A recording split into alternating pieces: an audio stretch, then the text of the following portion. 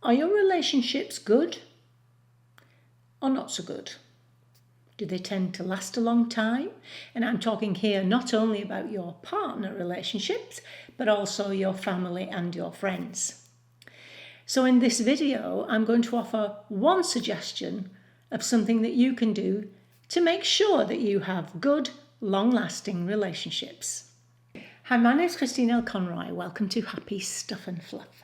Now, in positive psychology, we know that the quality of your close relationships is way up there in terms of determining your personal happiness and well-being. And so today, I wanted to talk about your close relationships and offer a suggestion, something that you can do that will help you to enrich the quality of your relationships. First of all, I want to ask you a question. What do you think is a better predictor of a good relationship, let's say with your partner? Would it be how your partner shows up for you when things go wrong? Or how your partner shows up for you when things go well? Think about that for a second. Now, of course, studies demonstrate that people, we routinely turn to others for support in times of stress, whether that's everyday stresses or disappointments right through to major adversities. And we know that the availability of such social support has major well-being benefits for the person who needs it. In addition, people very often say that it's that availability of receiving such support when it's needed is one of the major benefits of a close relationship. However,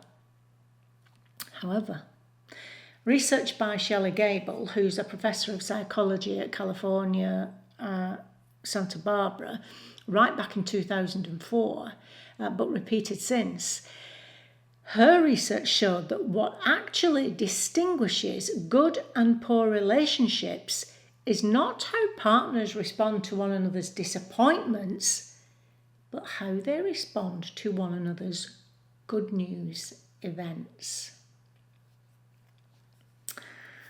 I know. Now, you may be thinking now, well, those things tend to be, in the greater scheme of things, tend to be less significant or insignificant in the greater scheme of things, as I say, but this research shows that over time, these events have an enormous impact on the quality and the longevity of your relationship. Now, as I said, I'm talking in general about partners here, but this covers all your relationships. It could be your mother-daughter relationship, your friendships. It could be your daughter-father relationships. Any relationships that you consider close relationships, this is going to be of interest. So, when you think about it, what do you do when something really good happens? Your first instinct and your first response is often to want to contact your significant other to share the news with them.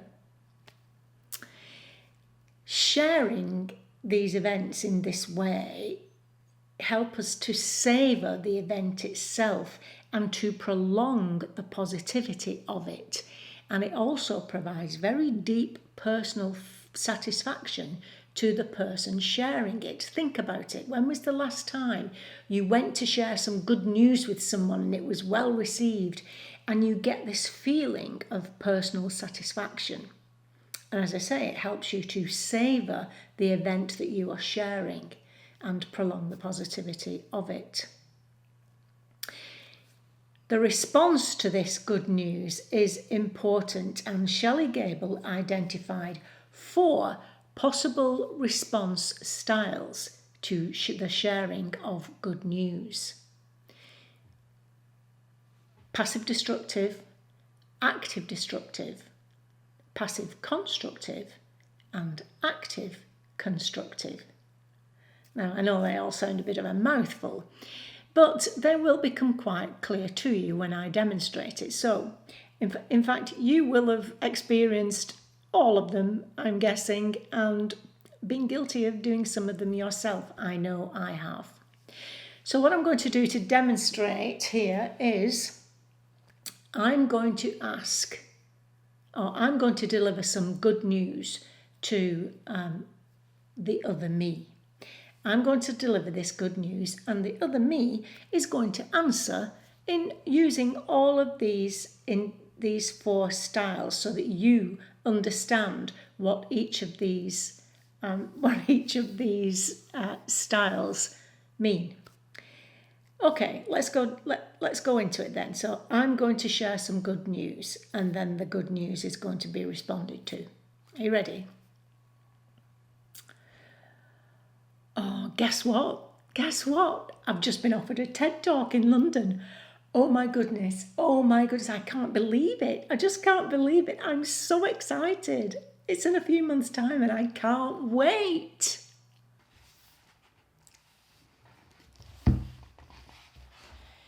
Well, you'll never guess what happened to me today. I've been told I'm in line for a promotion. I'm going to go in and see the boss tomorrow because I hope it includes a salary increase. Thing is, I'm not sure it will. So I'm going to go and see the boss tomorrow. I think that's what I'll do.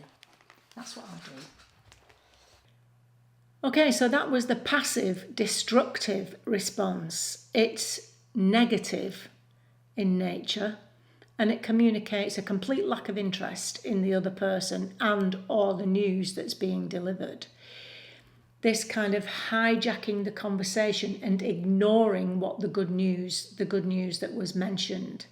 And in this case, the conversation now becomes all about them. This leaves the sharer feeling ignored and upset. Okay, let's go again. Guess what? I've just been offered a TED Talk in London. Oh my goodness, I'm so excited. I can't believe it. It's in a few months and I just can't wait. You've got to be kidding me. Oh my goodness, well, I'd be turning that one down. You'd be so nervous. What if you made a complete mess of it? What if it all went wrong? Oh my goodness me, and that wouldn't do your reputation much good, would it? No, I'm not so sure about that one. Whoa, so this is active destructive, and this demonstrates a lack of understanding or care for the person doing the sharing. Raining on the parade or shooting them down. The sharer is then left feeling deflated with a damaged sense of validation.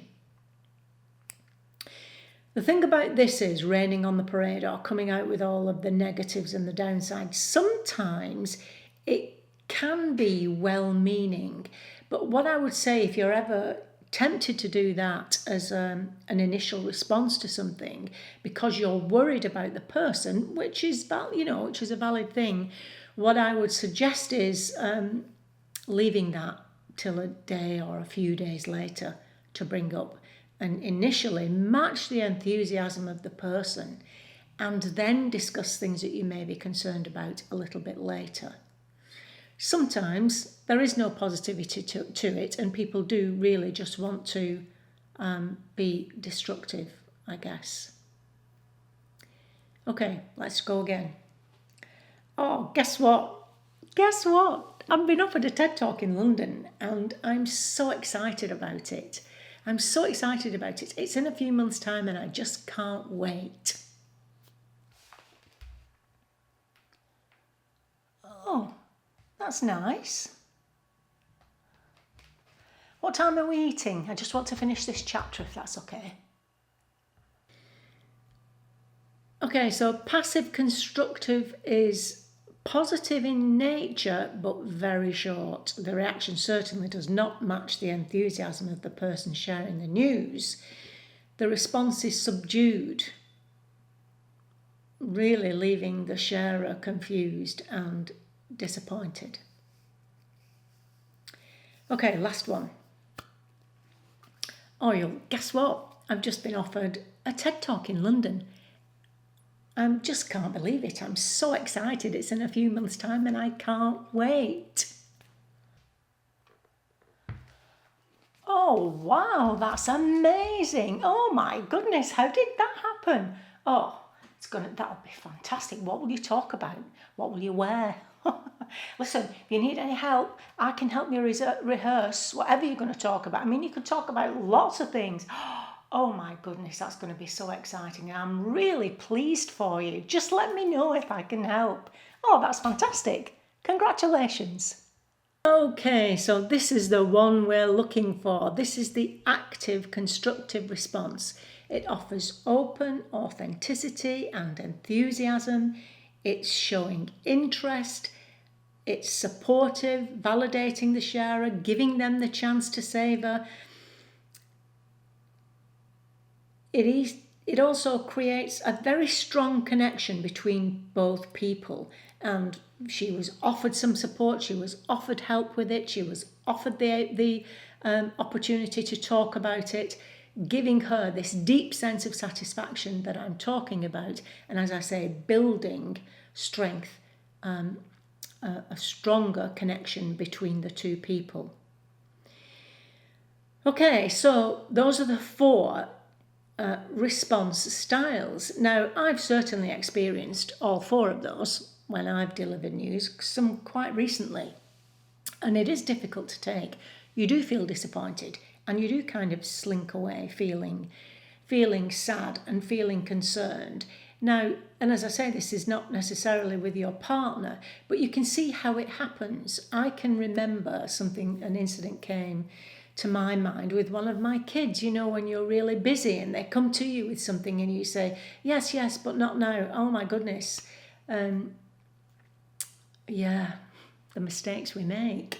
But it's being conscious and being in the moment when someone's clearly enthusiastic, being enough in the moment to be able to respond, even if you don't feel that full enthusiasm, but being able to respond in this active, constructive way right at the very beginning. And then if you do have any concerns, as I say, you can talk about it later. Now, according to Gable, believing that a close relationship, like a partner, for example, if you believe that they tend to respond in an active and constructive manner, this is associated with a high relationship quality. Whilst according to positive psychologist Sonia Lyubomirsky, she says researchers find that people who are only silently supportive, like one of the demonstrations you've just seen, as well as those who seem uninterested or who point out the downsides of good news, have relationships that are less close, less intimate, and less trusting. So there you have it.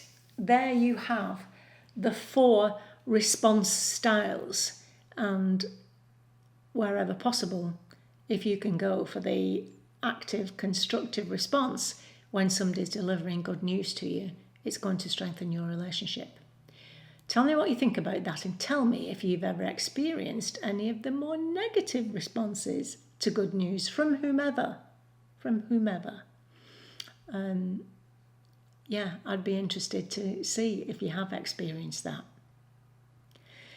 Okay, well, I hope that's helped, and I'll see you soon. And until then, remember that on the Happy Stuff and Fluff, we're getting happy, living longer, and growing younger. And I'll see you next time. Bye-bye.